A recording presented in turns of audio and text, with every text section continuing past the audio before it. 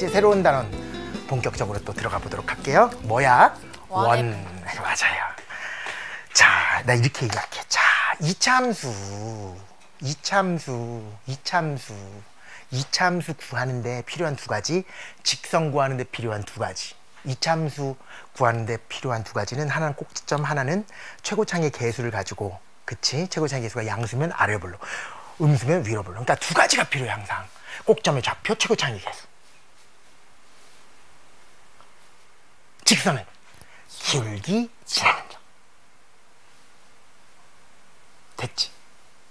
원은 마찬가지로 두 개가 필요해요. 거기서부터 출발하는 거예요. 그러기 위해서는 뭘 알아야 되게요? 정의를 알아야 돼요. 정의만 가지고 충분히 원의 방정식을 만들 수 있거든요. 그러니까 봐봐. 여러분 분명히 교과서상이나 어디서나 원의 방정식 세우는 방법을 공식적으로 암기했을 텐데, 공식이 없더라도 원의 방정식을 세울 수 있어야 되는 거야. 그게 내가 저번 시간부터 계속 얘기했었던 모든 도형의 방정식을 세우는 기본적인 방법은, 도형의 방정식의 뜻이 바로 뭐냐면 그 도형 위에 있는 임의의 점에 x좌표와 y좌표 사이의 관계식이 바로 도형의 방정식이기 때문에, 임의의 점을 x, y라 놓고 x란 글자랑 y란 글자 사이에 관계식을 찾으면 그게 바로 도형의 방정식인 거예요. 그게 제일 중요한 거야.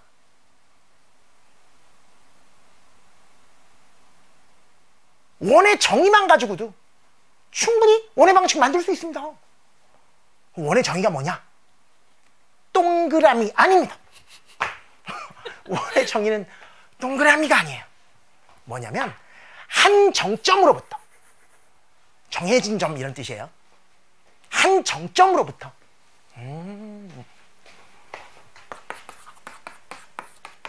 한 정점으로부터 같은 거리,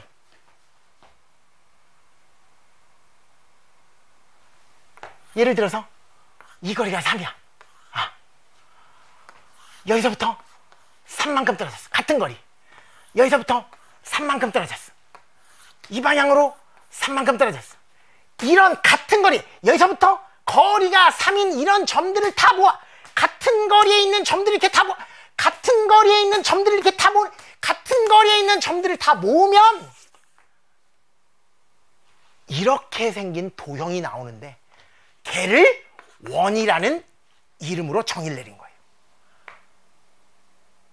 한 정점으로부터 시작, 같은 거리에 있는 점들의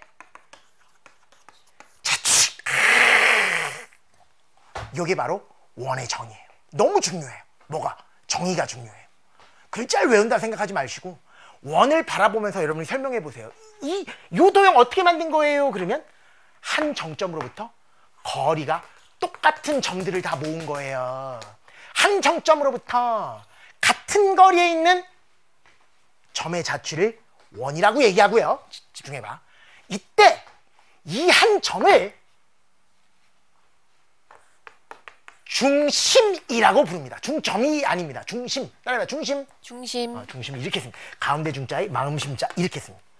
저는 이렇게 나타낼 겁니다. 한자를 이렇게 써가지고. 한자 아예 안 배우나? 아예 안 배우니 지금? 교육과정에 없나? 한자? 모르겠다, 그치? 채민이는 배웠지? 네. 옛날 사람이니까. 자, 배웠을 텐데. 요즘 배우나? 모르겠네. 한자 시험도 봤니, 채민이? 네. 막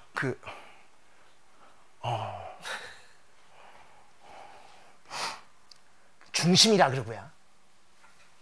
그러니까 얘가 바로 시작 중심이고요. 됐지? 같은 거리 3이라는 얘를 사람들은 뭐라 그러냐면 반지름이라고 불러요. 얘가 지름이고요. 얘가 반지름이에요. 그러니까 마치 반지름은 지름에서 파생되어진 용어 같지만 원래 반지름이 먼저 탄생한 거예요. 반지름. 그래서 영어로는 하프 지름이 아니에요. 따로 단어가 있어요. 뭐게요? 레이디어스 그래요. 레이디어스. 맨 앞 글자 R을 써서 보통 반지름을 R이라고 표현하고, 그게 바로 정의에 나오는 같은 거리에 해당되는 이야기예요. 그러니까 원의 정의를 뜯어봤더니 딱 두 가지로 만들어진 도형이잖아요. 그 중에 하나를 뭐라고 부른다? 시작. 중심. 또 하나를 반지름이라고 부른다. 그래서 원의 방정식을 구하는데 필요한 두 가지 요소를 얘기해요. 시작.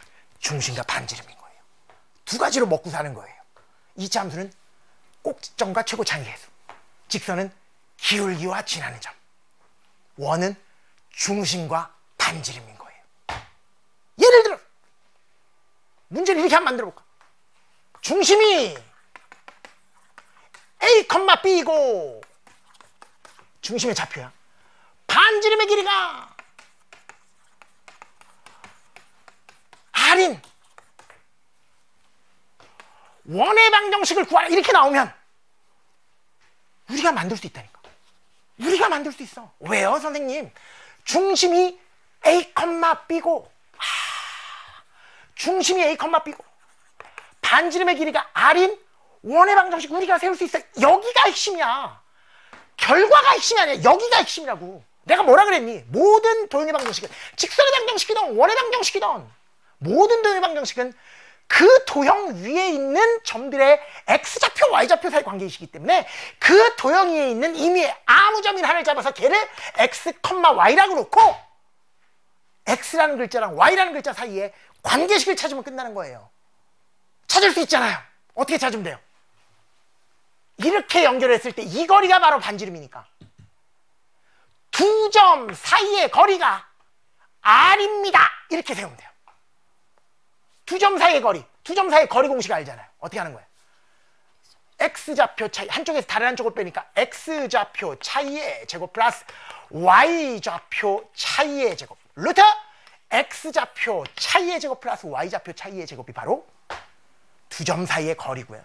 걔가 뭐가 된대요? 시작. R이 된대요. 보니까 이게 X, Y 사이의 관계식이기 때문에 얘가 원의 방정식인 거야. 진짜야. 얘가 원의 방정식이야. But 못생겼어. 왜? 루트가 보이니까 짜증나잖아. 그래서 양변을 제곱하니까 좌변을 제곱하니까 완전 제곱식이 합이고 우변을 제곱하니까 반지름의 제곱이 돼서 결국 최종적인 중심이 A, B고 반지름의 길이가 R인 원의 방정식은 다음과 같이 만들 수 있다. 시작. X-A의 제곱 Y-B의 제곱 이퀄 R의 제곱. 사실 좌변은 뭘 의미한다? X, Y와 중심까지의 거리의 제곱. 그게 바로 반지름의 제곱이랑 일치하는 거니까 얘가 바로 원의 방정식이라는 뜻이에요. 돼요? 외우자고.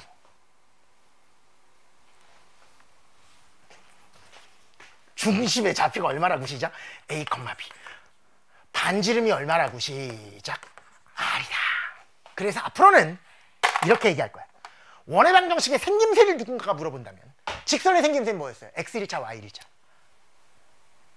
원의 방정식의 생김새는 X에 관한 완전제곱식, Y에 관한 완전제곱식의 합으로 이루어져 있고요. 우변은 반지름 제곱으로 이루어져 있고. 그때 중심의 좌표를 찾는 방법은 A를 어떻게 만들 수 있어? X에 관한 완전제곱식을 0으로 만드는 X값이 바로 중심의 X좌표고요. Y에 관한 완전제곱식을 0으로 만드는 Y값이 바로 중심의 Y좌표고요. 우변에다가 루트 씌운 게 바로 반지름이다 라는 것을 알아낼 수 있는 거예요. 그러니까 만약에 여러분들이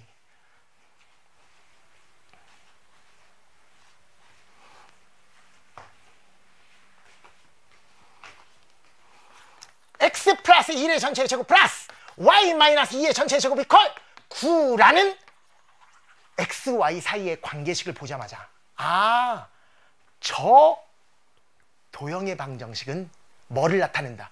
원을 나타낸다는 것을 알아야 되고요. 왜? 원의 방정식의 생김새 아니야. 원의 방정식의 생김새가 뭔데? 좌변은 X에 관한 완전제곱식과 Y에 관한 완전제곱식의 합, 우변은 상수로 이루어진 반지름 제곱으로 이루어진 보자마자 뭐임을 시작? 원임을 알아야 되고 이때 원의 방정식이 제일 중요한 게 두 가지. 하나가 뭐야? 중심, 또 하나는 반지름인데 중심의 좌표를 찾는 방법을 얘기하셔. 그러면 x에 관한 완전 제곱식을 0으로 만드는 x값, y에 관한 완전 제곱식을 0으로 만드는 y값. 반지름은요, 우변에다 뭐 씌우면 돼요? 루트만 씌워서 이렇게 처리하시면 된다, 이런 뜻이에요. 거꾸로! 무슨 꾸로? 거꾸로! 중심이 마이너스 1,2고 반지름의 길이가 3인 원의 방정식을 만들려 그러면 마이너스 1이 바로 x에 관한 완전 제곱식을 0으로 만드는 x값이 마이너스니까 여기에 부호를 바꿔서 x 플러스 1의 제곱이라고 해야지만 중심 x제곱.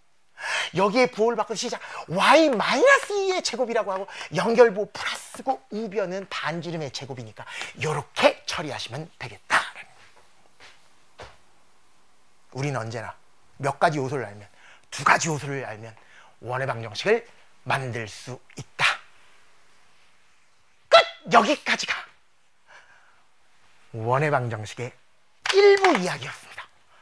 원의 방정식 생긴 데는 x에 관한 완전 제곱식과 y에 관한 완전 제곱식의 합으로 이루어져 있고 우변은 상수로 되어 있으며 거기서 중심의 x좌표는 x에 관한 완전 제곱식을 0으로 만드는 x값이고 중심의 y좌표는 y에 관한 완전 제곱식을 0으로 만드는 y값이고 우변에다 루트 씌우면 반지름이 되는구나. 여기까지다.